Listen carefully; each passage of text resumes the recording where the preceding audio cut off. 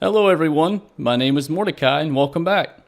This week I'm going to do the Outlander review for the base game, so this will be wrapping up the 4-week video session that I've been doing. Started with Soldier, now I'm going to end with Outlander. These are going to be the base game, not expansion based Outlanders. So now that you've got the criteria in place and understand it, I'm going to jump right into it. Alright, first up we have Enforcer Grizzly, and his three abilities are Teddy, Seismic Smash, and Phase Shift. The Teddy lets you throw out like a big robotic bear that has like basically little miniguns kind of attached to him. Seismic Smash lets you slam the ground and send like an energy wave through it, almost like at a cone shape. And Phase Shift lets you literally, I would say, shift through space to go a couple tiles in front of you and gives you a small speed boost. As far as his perks, you know what? I probably shouldn't cover the perks first. I got to go over the class perks. So as you can see down here at the bottom, matter of fact, let me scroll down here. You have anti-material charge. So while you have your pickaxe out, if you right click, if you're on keyboard and mouse, you'll do a big like smashing punch and you'll actually gather materials much faster. In the zone is after 5 consecutive hits with the little circle reticle, then your pickaxe does more damage and you move a little faster so you can harvest faster. And then the loot llama is when you find the purple fragments in the world, it actually produces a loot llama that will drop materials for you. But now back to his perks. Bear With Me will increase the duration of your big mechanical teddy bear by 4 seconds. And if he's your commander in a 2-star, then you get an additional 12 seconds. Before the hero rework, this dude was like top notch. Honestly, you just played Enforcer Grizzly all the time because he just destroyed everything back in the day. Bit more tame now, but if you look at that, 12 seconds on top of the 15 seconds that it normally lasts, so you got 27 seconds. With a 30-second cooldown Teddy. So about every 30 seconds, you can keep kind of throwing them out as long as you have the fragments. And if you don't, then you have a little bit longer of a cooldown than normal. But yeah, this guy, honestly, really solid. Really nice at taking out the little dudes. He's perfect support type role, so highly recommend him. Alright, next up we have Pathfinder Jess. And her three abilities are Teddy, Seismic Smash, and Phase Shift. Pretty much she shares the same ones as the Enforcer that I just covered, so I'm not going to kind of go in depth on these. Once I've covered at least a unique ability once, I'm going to kind of skip over it and start going into the rest of the meat and potatoes, so to speak. Her standard perk is Work, which will increase your pickaxe damage by 17% if she's in the support role or a 1-star. And if she's a 2-star or higher, you get Work Plus, and that damage goes up to 50%. Pathfinder Jess is pretty much a straight up farming hero, so it's good to have her in the main role if you don't have Archaeologist Jess, which I highly recommend you get her before this event's over, which by the time this video comes out, unfortunately it will be. But she's really good at getting the trees down fast, the rocks, the metal, so if you don't have Archaeologist Jess, Pathfinder's really not a bad secondary option, but outside of that, I wouldn't recommend her for combat missions unless you just like the look of the hero.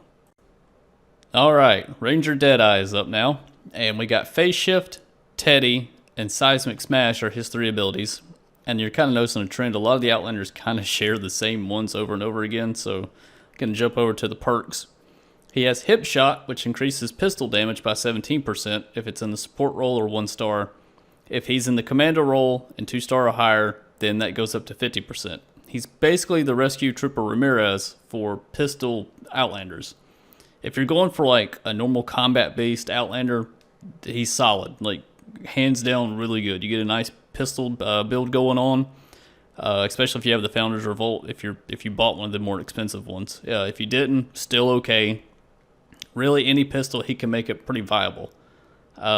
Whereas I would say the Enforcer Grizzly was really good for taking out the little dudes, you know, little mini husks. This guy is like your smasher killer and husky husk killer just because of how much power he has behind his pistols. So if that's the type of role you'd like to take on, Ranger Deadeye is your man. Not to mention the bald eagle in his hands is pretty darn deadly. Next up is Recon Scout Eagle Eye, and she has Phase Shift, Shock Tower, and Seismic Smash. Shock Tower is a new one for the ability, so kind of briefly what it does is it kind of throws down a Tesla coil, which will zap nearby enemies that get close to it within a small range. And it can stun them too, which is actually not a bad ability. Actually one of the better ones in my opinion. For her perks, Phase Forward will allow you to zip forward and increase your movement speed by 30% for 3 seconds. And if she's your commander and a 2-star or higher, then you can zip a little further and you could run 140% faster than before. If you're like big into movement during combat, she's pretty good. But for me, it's not really my cup of tea. And if you like the hero, then by all means, you can build her how you want. That's the nice, beautiful thing about Fortnite, to be honest. But in terms of combat for me, I would have to give it a pass. Next up, we have Shock Specialist AC. And his 3 abilities are Shock Tower, Phase Shift, and Seismic Smash. I kind of covered Shock Tower with the last hero, but again, it's a giant Tesla coil that when the Husks get really close to it, it'll zap and stun them. And this actually includes takers and even smashers, so it's actually not a bad one to throw down if you're in a really bad situation. You have Up the Voltage, 33% additional damage, and if he's a 2-star commander or higher, that damage goes up to 108 damage, or 108% damage. Excuse me, let me correct myself there. Trying to remember what the base damage of that was. 12, which obviously doesn't just do 12 damage, but going to be hard for me to calculate how much of an increase that would be without knowing tech and everything else. But to give you an idea, basically, your shot tower, let's say it does 50. With him, it's going to do, like 102, 100 and whatever. So it definitely gives you a nice big bump and increase if you want to go with the shock tower build. Again, it's really nice for almost what I would call crowd control or trash killing. Actually, trash killing would be a better word for this particular hero. So yeah, the little mini husk, normal standard husk, and all that, they get obliterated by the shock tower most of the time. So if that's something you're into, Shock Specialist is pretty solid. All right, Shock Blaster Buzz is up next, and her 3 are Shock Tower, Teddy, and Phase Shift. And since I've now covered all the abilities that I think I've covered all the Outlander abilities, I'm going to go ahead and swap over to her perks. So her perk is increases the impact of Shock Tower by 67%. And if she's your commander and it's 2-star or higher, then that percentage goes up to 200%. So instead of increasing the actual damage, the impact is something that will affect the stun ability of an enemy. Once you break the quote-unquote impact barrier of a mob or a husk in this case, or any of the undead in the game, then they will become stunned for a couple seconds. By increasing that impact number on this particular ability, it gives you a higher chance to stun things like takers and smashers. So again, this one would be more like a crowd control if you're trying to stop the bigger and kind of the meaner husks in the game. Alright, Striker AC is up next, and his 3 abilities are Seismic Smash, Teddy, and Phase Shift.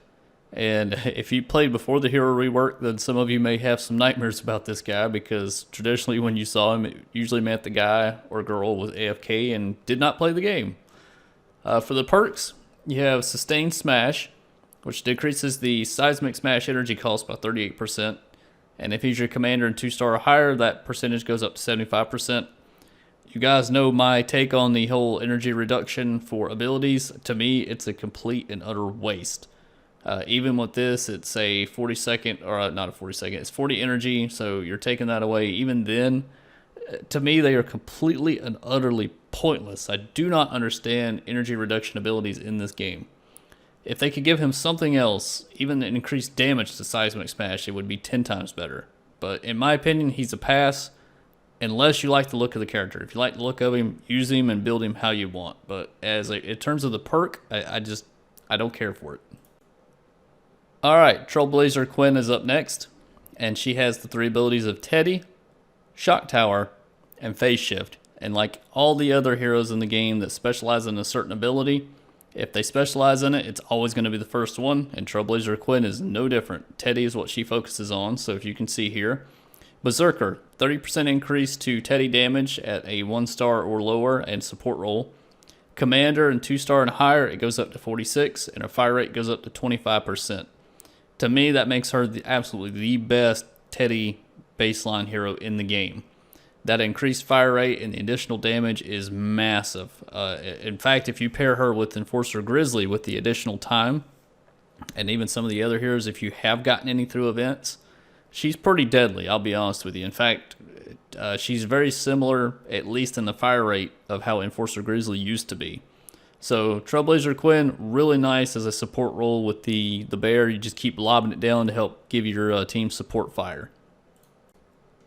Alright, Vanguard Southie is up next, and his 3 abilities are Seismic Smash, Shock Tower, and Phase Shift. And again, much like Trailblazer Quinn, the ability he focuses in is Seismic Smash, so it's always going to be the first one. So switching over to the perks here, you have Fault Line, decreases the cooldown by 27% if he's in the support role. If he's the main hero, it decreases to 67%. The decrease in cooldown abilities are really nice if you really want to focus into that ability. And Seismic Smash is actually not bad for almost what I would call trash cleanup, or if you got a bunch of husks in front of you and you can't kill them fast enough. That ground punch ability is honestly pretty good. And with that decreased cooldown, if I'm not mistaken, I think you can get that takes it down to right around a 7-second cooldown approximately.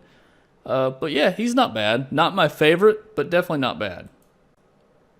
Alright, last but not least, we have the mythic herself, Phase Scout Jess. And her 3 abilities are going to be Phase Shift, Shock Tower, and Teddy. And I'm sure you can see based on her name of Phase Scout, she's going to specialize in Phase Shift. Very similar to, I believe it was Eagle Eye Scout. So in hers, she's going to give you an additional charge of the Phase Shift if she's in your support role, or 1 star and less. If she's 2-star or higher and your commander, that and goes all the way up to 3. If you want to do a Phase Shift build, I would say Phase Scout Jess is pretty solid for the movement, but for me, I'm not that big on movement. I can get around fairly easily. So, but again, some people love that and need that to play the game. Like, that's their style, and that's perfectly fine. Phase Scout actually looks pretty cool too, I'll be honest with you. The whole anarchy look kind of neat.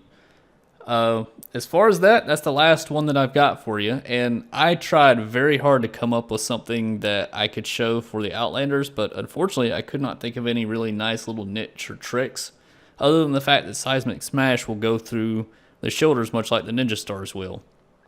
But unfortunately, guys, that's all I've got. I hope you guys found this helpful, especially if you're new.